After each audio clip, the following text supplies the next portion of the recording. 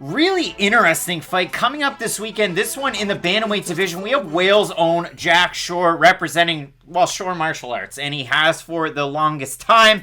Coming out of Wales, and it's Abertillery, Wales to be exact. He's going to be taking on a short notice replacement, the Ukrainian-Armenian Liudvik Sholinian, and this is a guy that if you followed along with some of the major stars in the sport and their Instagram game, you probably seen Liudvik for a very long time. You just didn't realize it, and he's featured with Melzik Bagdasaryan, Edmund Shabazian, the list goes on, and he was almost the breakout star on The Ultimate Fighter Season 29. To me, it felt like Andre Petrosky was supposed to win at middleweight, and Liudvik Sholinian was supposed to win at 135 pounds. After going back and watching everything, he also has that connection because he's represented by Dominance MMA. So you're going to see Ali Abdelaziz, hence why he gets this shot in short notice, in short succession, against such a big star in the making in Jack Shore. Originally, he was supposed to take on Syed Nurmagomedov. That fight fell out. He was supposed to take on another short notice replacement in Zviad Lavishvili. That fight fell out. So ultimately, he gets Liudvik Sholinian, and this is a guy that if you've watched him fight, he's one of the better wrestlers coming into MMA. He was on the Ukrainian national team. He was on the Ukrainian MMA amateur team. Like, he has such a bevy of experience coming into this fight. And if you look at it, experience against good fighters and wins against good fighters. I mean, you look at his one loss, it was against Sidamar Onodio back at Bellator. I want to say it was 209. He loses that one by decision. Onodio was a former champion in CFFC a long time ago. He'd taken on really big names. Like, that was one of those tests that you just have to go through. Other than that, he took on Osatrov, that ended up taking on, who was it? Sergey Morozov with M1 Global. So that's another big name. That was a draw on his record. Then you look at the wins. Vince Cachero by split decision. David Eduardo, 0-0. That was a year and 10 months ago. Yuma Horiuchi, that was a big win with lights out. And then ultimately, he's on The Ultimate Fighter. He loses to Ricky Tercios in a great fight, but ultimately, the Ultimate Fighter winner, Ricky Tercios. He's pretty good put that guy. respect on his name, Tony Ferguson 2.0. But the point of it was, in that fight, Sholinian just kind of got beat to the punch. And the thing with Ricky Tercios, and if you watched last weekend's show, Brady Heistan was great in that one. Similar matchup, wrestler versus well-rounded guy. And Ricky Tercios is just busy throughout. And Liudvik Sholinian just kind of walks him down and gets hit a ton. And that's a big worry for him moving forward. In a fight like this against Jack Shore, maybe don't have to worry about it because I think their skill sets really complement each other. That's what makes this fight so much fun. My only issue with this fight is this is one of those too fast, too much, too soon scenarios. Because Sholinian is a good fighter, and I do think he can go on to have a very, very successful UFC career. Why is he fighting Jack Shore in his first fight, though? This reminds me, and it's a shame, and I don't mean to compare the similarities because there's the Armenian connections, but Arman Zarukian, when he draws, who is it, Islam Makhachev in his debut? I was going to say Max Griffin, Ramiz Brahimaj, because that one too. That's one of those scenarios where it's not like Brahimaj's bad, and I'm sure he's going to go on to have much more wins than just the win over Sash Palatnikov his last time out.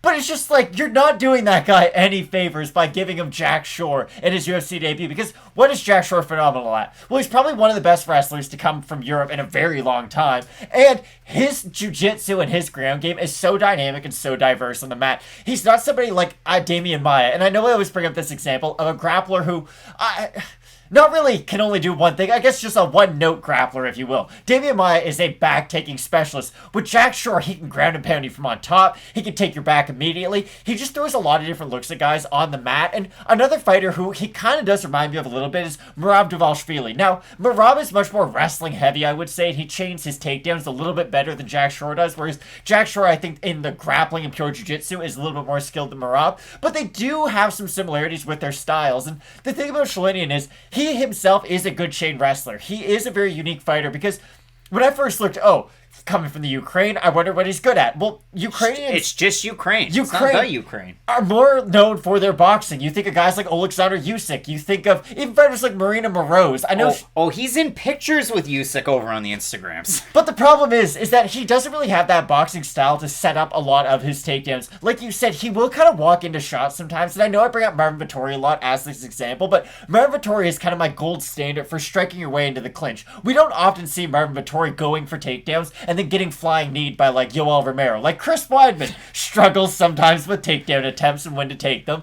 But I don't think Sholinian's going to be that type of fighter. I do think he's going to have some success in this fight, and we might even see him get takedowns on Jack Shore. My issue is that even in top position, I don't think he's safe against a guy like Jack Shore, and if Shore is able to get on top of Sholinian, I don't think Sholinian has the skills off of his back to get out from underneath a guy like Jack Shore. I think this is such a great fight. Again, it's like 1A, 1B, and we get fights like this all the time where, hey, there's a great opportunity for the prospect. Think like Trevin Jones when he took on who was it? Timur Valiev. Think about Trevin Jones' last fight where he didn't look good at all on short notice. Opponent gets an opportunity. Terrence McKinney against Matt Frivola. The list goes on where we've seen these guys on incredibly short notice. Maybe you thought that they needed an extra fight here or there. Maybe the level of competition wasn't all that great. For Sholinian, well, it was over on The Ultimate Fighter, and if you go through it, I mean, he had a great showing over there. You lose to the eventual champion in the semis, that's fine, but again, for Jack Shore, you look at it, the 5-on-in, former Cage Warriors champ, beats Mikey Ekundeo, beats Scott Malone,